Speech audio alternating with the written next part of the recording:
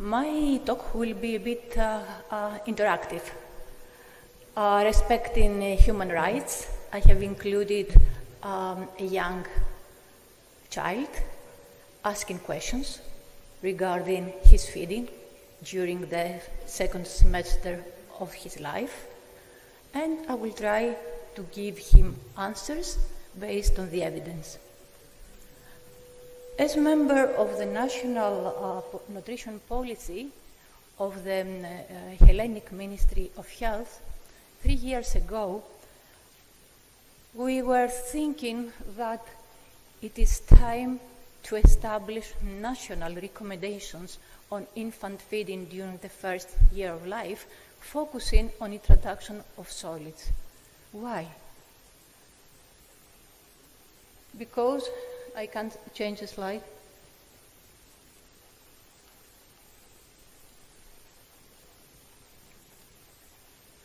It doesn't move for some reason. Yes, it did. Because we realized that we have to face globally, universally, 2 epidemics. The first one and the biggest one is obesity. The second is allergy. 1 out of 3 children in Europe is obese. 1 out of 13 children in US is allergic. My country is at the end, where you can see the arrow there. The biggest percent in childhood overweight and obesity in Europe.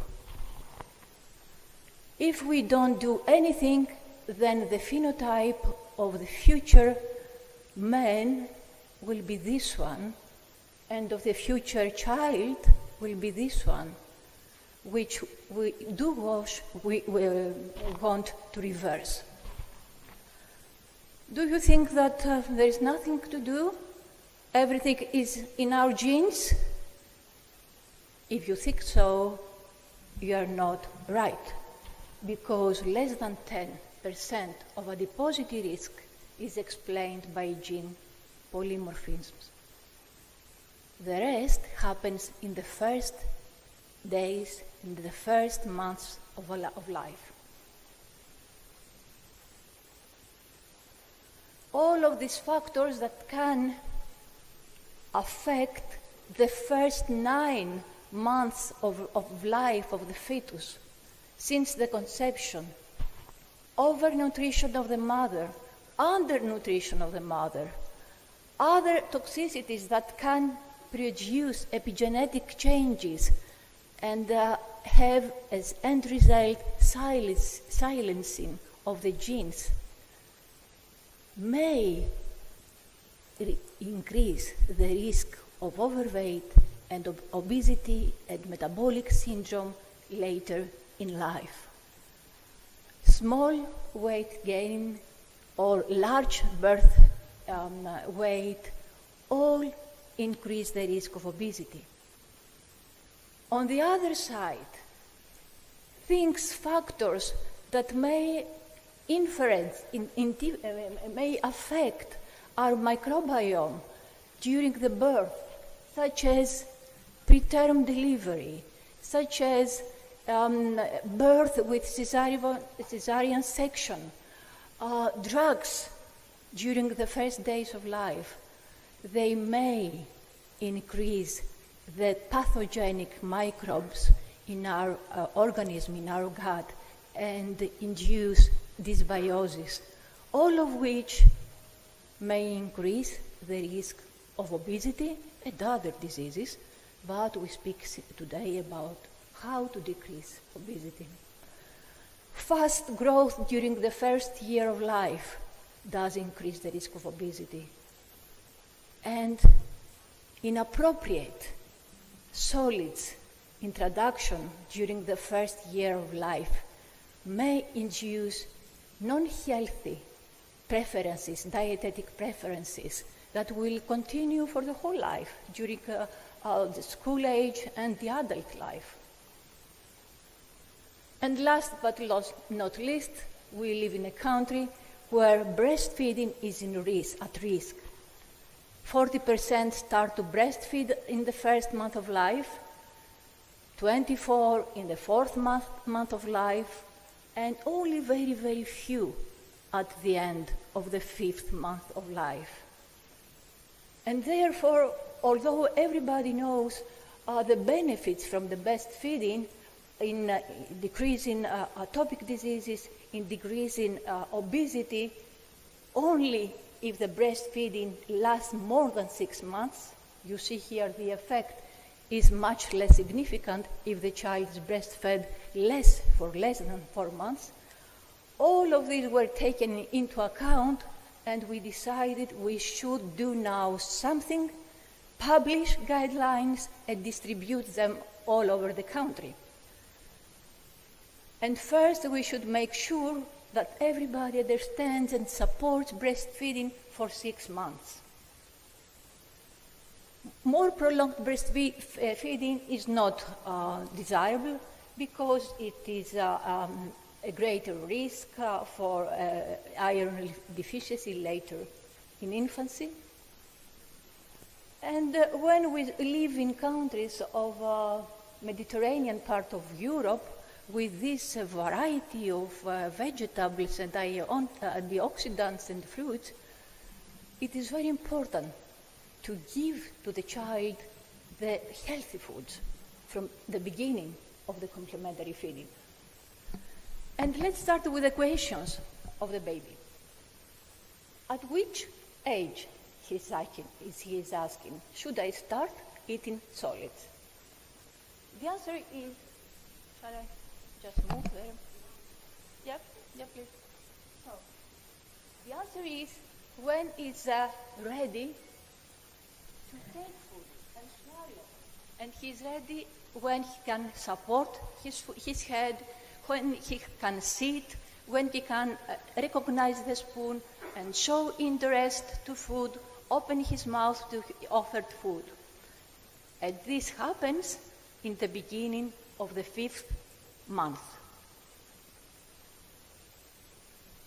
We should remember that children that are breastfed at the time of the complementary foods have adequate iron stores for the first half of life, but at the second half of life, they will need additional administration of iron. And therefore, especially for this group of children, food rich of iron, of high bioavailability of iron, should be added. So which food should be the first? Rich sources of iron are red and white meat and fish. So in these babies, this should be the first winning food. On the other side, it is very important to make the children from the first months of life to get used to vegetables, even to bitter ones. Because infants dislike the bitter. They like the salty. They like the sugary. They don't like the bitter vegetables. And therefore, studies have shown that in order to be accepted, you should give it 8 to 10 times, not give up from the first refusal. Because children that are used to eat vegetables, bitter vegetables at this age, then they have a variety of vegetables of Mediterranean diet at school age and as adults. And this is shown in this study. You see here the quantity of vegetables eaten at the school age depend on whether the child was breastfed, bigger quantity, or bottle-fed.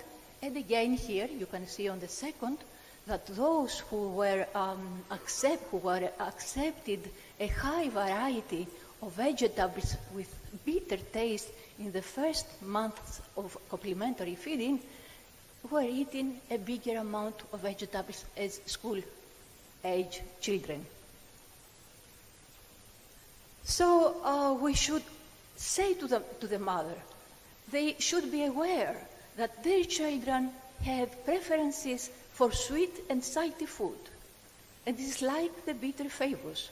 Therefore, they should be recommended to give repeated times those vegetables that are refused in the beginning, and be sure that after 8 or 10 times they will achieve, so the child receives them with pleasure.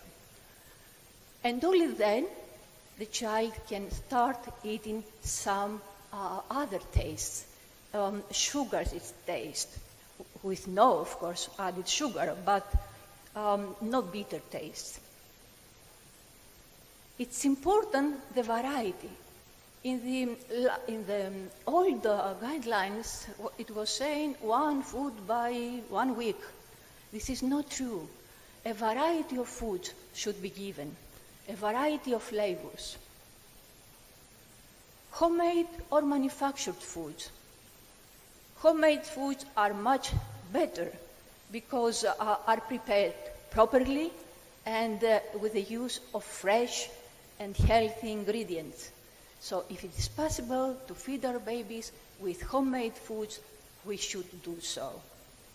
And of course, the vegetables and fruits should be seasonal and should be local production.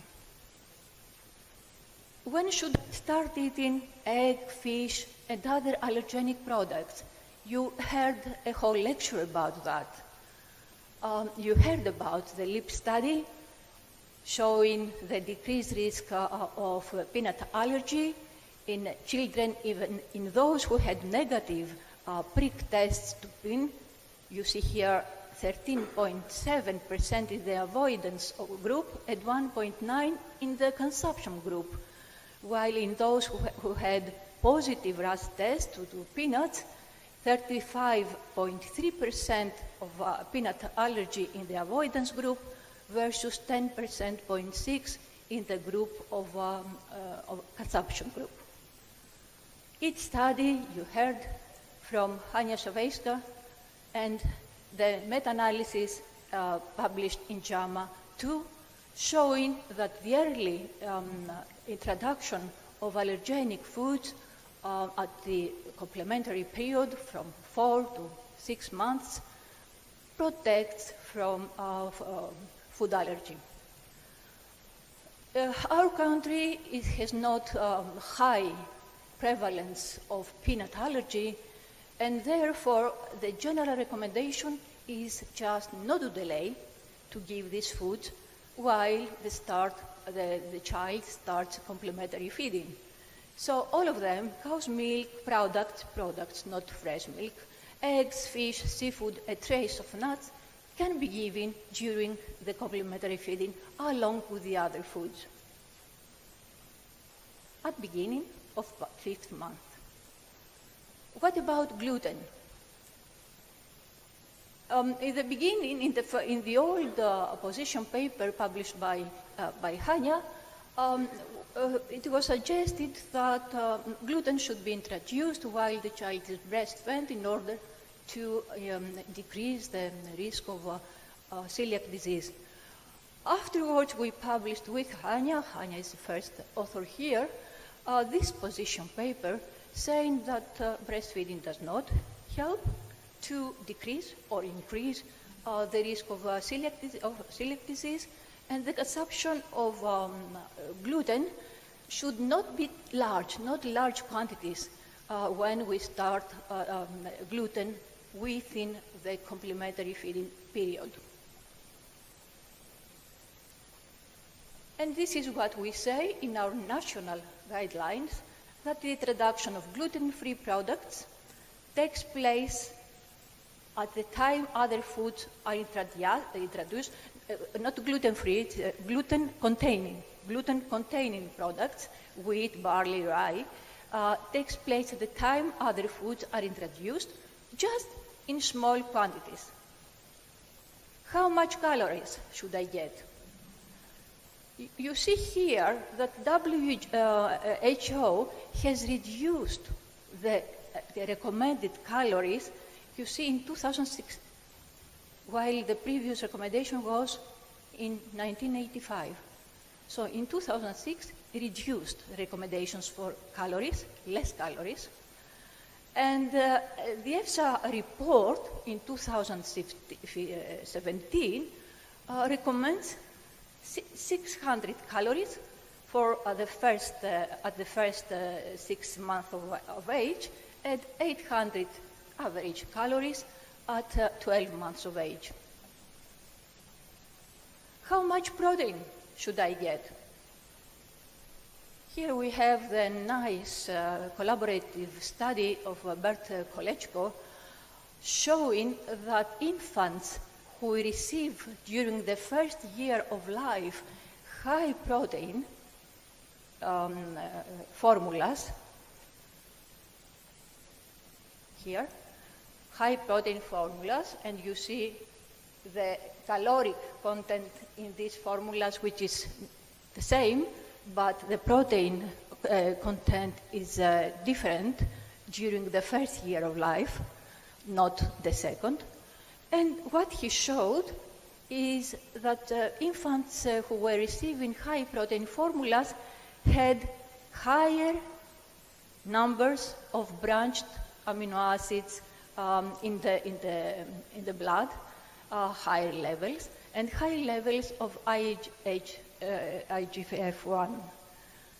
And if we look at anthropometry at 1 year and at second year, you find differences in weight gain at 12 months of age, 0.31 Z-score, higher weight gain, and the same while the difference in the calories or protein during the second year of life were 0, the same goes true for the second year of life. 0.31 Z-score.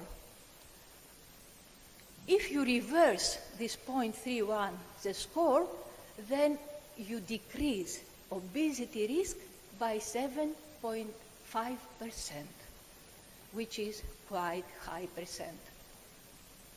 So WHO in 2008, the first recommendations were in 1985, and the second in 2008.